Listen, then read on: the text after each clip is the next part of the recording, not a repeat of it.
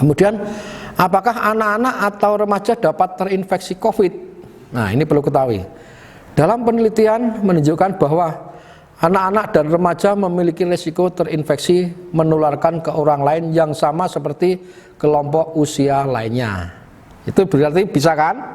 Ya, berarti bisa. Sampai saat ini bukti menunjukkan bahwa anak-anak dan remaja lebih kecil, lebih kecil dari kemungkinannya terkena penyakit yang serius. Meskipun penyakit yang serius masih dapat terjadi pada kelompok usia ini. Jadi untuk anak-anak remaja usia itu harapannya masih lebih kecil. Namun kenapa ada kasus yang di bawah 10 tahun, 6 tahun pun juga ada saat sekarang ya. Itu situasional lah kita bicara semacam itu. Kemudian anak-anak dan orang dewasa harus mengikuti panduan yang sama tentang karantina, isolasi mandiri. Jika ada kemungkinan bahwa mereka telah terpajan atau mulai menunjukkan gejala, sangat penting bagi anak-anak untuk menghindari kontak orang tua dan orang lain yang berisiko memiliki penyakit yang serius. Saya jelaskan di sini sedikit masalah risiko yang sangat serius, dan untuk itu kemudian kepada anak-anakku semuanya harus memperhatikan protokoler ya.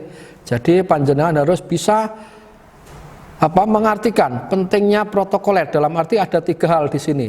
Yang satu, cuci tangan pakai air sabun dengan catatan air mengalir. Itu yang satu. Itu monggo kita laksanakan sebisa mungkin, harus bisa ya. Kemudian yang kedua, pakai masker ya. Bila Anda keluar harus menggunakan masker. Jangan berkerumunan, artinya ora oleh kumpul-kumpul, ora oleh ngerumpi. Kalau anak-anakku semua kan naik jajan mau ngumpul saat sekarang, monggo kita aturi aturan itu. Kemudian makanan yang bergizi, ya kita beri makanan yang bergizi, jaga jarak 1 meter, physical distancing itu bahasa lainnya semacam itu ya. Kemudian anak-anak dan orang dewasa harus mengikuti panduan yang sama tentang karantina dan isolasi mandiri. Apa yang isolasi mandiri sudah tahu ya. Kemudian jika ada kemungkinan bahwa mereka telah terpajan atau mulai menunjukkan gejala, di situ sudah timbul demamnya tinggi, sudah timbul batuknya, kemudian pusing-pusing, rasanya gemberges kabeh, ning awak kejulinu-linu gitu nggih. Itu sangat penting bagi anak-anak untuk menghindari kontak dengan orang tua dan orang lain yang berisiko memiliki penyakit yang serius tersebut nggih. Bisa dimengerti mungkin dari anak-anak harus kita pahami dan kita beri latihan untuk cuci tangan yang benar, pakai masker itu juga ada aturan. Kadang-kadang pakai masker di bawah hidung itu salah nggih. Tutup mulut, hidung itu harus tertutup. Nanti ada contohnya. Kemudian kita lanjutkan ke dapat mengurangi risiko, itu sudah ya. Seringlah mencuci tangan Anda dengan air bersih mengalir dan sabun. Ya, itu ojo nganggo aqua tok itu tidak benar. Yang benar adalah pakai sabun kemudian dengan air mengalir. Kemudian jaga jarak setidaknya 1 meter, di depan saya aturkan dengan orang lain. Mengapa? Ketika seorang batuk, bersin atau bicara dengan orang tersebut mengeluarkan percikan darah. Apalagi saat sekarang WHO menghimbau bahwasanya virus corona ini bisa ditularkan lewat udara. Itu sudah dipatokan. Kalau kita sudah WHO mengeluarkan statement semacam itu, berarti kita wajib melaksanakan. Kemudian hindari pergi ke tempat-tempat yang ramai, ke mall, ke pasar dan lain sebagainya itu ya. Hindari menyentuh mata, hidung dan mulut. Mengapa? Karena tangan menyentuh berbagai permukaan benda dan virus itu sangat-sangat berbahaya. Dapat tertempel di tangan panjenengan. Maune sepedanya terus dicilih padahal dia terpajan adanya COVID.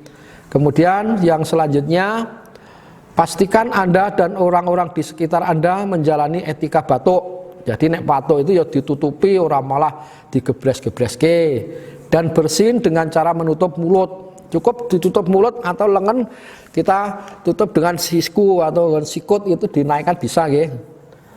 Tetaplah tinggal di rumah dan lakukan isolasi mandiri meskipun hanya memiliki gejala ringan. Jadi mulai sekolah ya neng omah ora usah metu-metu, nek metu nganggo masker nggih. Jika Anda demam atau batuk dan kesulitan bernapas, segera cari pertolongan medis dan fasilitas kesehatan pertama yang terdekat. Kalau wong desa-desa panjenengan iso nang nggone Pak Mantri, iso nggone Bu Bidan. Kalau ke puskesmas delalah itu pas sore hari mesti tutup, Anda bisa lari ke Pak Mantri atau Bu Bidan, nanti di situ akan diberi arahan, diberi obat. Bila diberi obat tidak sembuh, akan kita rujuk ke pelayanan kesehatan yang lebih tinggi di rumah sakit itu nggih. Itu sangat penting, maka ojo nyepeleke karo sing jenenge penyakit gur panas watuk pilek, itu sangat bahaya sekali. Kita tidak tahu musuh kita adalah virus. Virusnya kaya apa tidak tahu. Tahu-tahu kita langsung lemah, langsung shock. Itu banyak terjadi semacam itu. Banyak orang-orang meninggal mendadak, banyak yang meninggal katanya jantung, padahal dia tidak ada riwayat jantung. Itu perlu dimengerti pada panjenengan ya. Kemudian apakah ada vaksin atau obat atau perawatan untuk COVID-19? Untuk saat sekarang meskipun beberapa pengobatan barat tradisional maupun buatan rumahan dapat meringankan, mengurangi gejala, itu cuman mengurangi gejala saja nggih. Kemudian cara yang efektif untuk melindungi Anda dan orang lain adalah tadi sudah ditarakan, cuci tangan. Kita sudah gembor-gemborkan cuci tangan, jangan sampai hindari menyentuh mata, hidung dan mulut, itu kuncinya cuman itu. Dan jalankan etika batuk, kemudian jaga jarak, physical distancing kurang lebih 1 meter. Kalau anak-anakku sudah diaturi kepada guru pembimbing, kami mohon ditaati nggih. Jadi kita masuk gerbang di SMK sudah diperiksa suhunya berapa. Kalau di atas 38, sekian, panjenengan suruh istirahat dulu.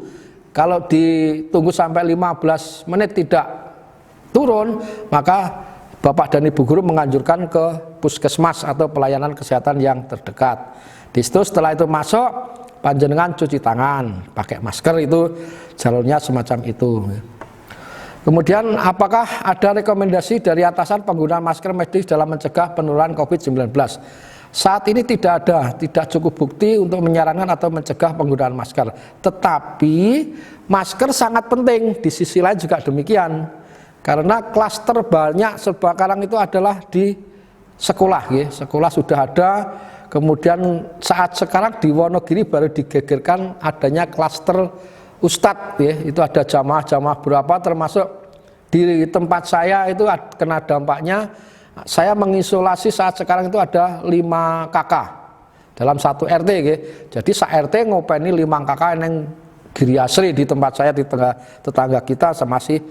Ini sudah memasuki hari ke-9, ya. Ke-9 nanti 5 hari lagi dia sudah kita bebaskan. Kemudian ada tata cara menggunakan masker yang benar, ya. Jadi panjenengan nek nganggo masker rasa karepe dhewe. Misalkan ada panjenengan menemui nganggo masker ketok irunge ketok, itu tidak boleh. Mulut, hidung itu tertutup. Sebelum menyentuh masker, cuci tangan dulu, ya. Cuci tangan menggunakan sabun. Sekarang ada hand sanitizer yang bisa dibawa kemana-mana. Saya punya kecil itu, setiap kemana saya mesti bawa. Setiap berapa menit saya harus semprot tangan saya dengan menggunakan itu. Sekarang nek jogo awake dhewe sapa sing arep jogo, itu ya. Kemudian ambil masker dan periksa apakah ada sobekan atau lubang. Jadi bar tuku disupo ya bocor ora gitu nggih. Kemudian tentukan sisi mana yang perlu, di sisi atas atau bawah, sudah ada petunjuknya, biasanya semacam itu. Pastikan sisi masker yang dapat menghadap keluar atau sisi yang berwarna. Jadi yang luar itu harus dikasih warna biar jelas. Ada 3 lapis kalau enggak salah ya. Kemudian setelah digunakan, lepas masker dengan tangan bersih. Arep nyopot masker kowe ya kudu semprot meneh. Pokoknya nek cuci tangan sama cuci tangan. Segera buang masker sekali pakai di tempat. Seperti saya masker itu sekali pakai guys, jadi ora iso dicuci. Saya pakai pagi sampai malam, itu saya buang, kemudian malam sampai pagi lagi saya ambil satu lagi. Saya menggunakan seringnya masker bedah, jadi tidak masker yang bergantian bisa dicuci.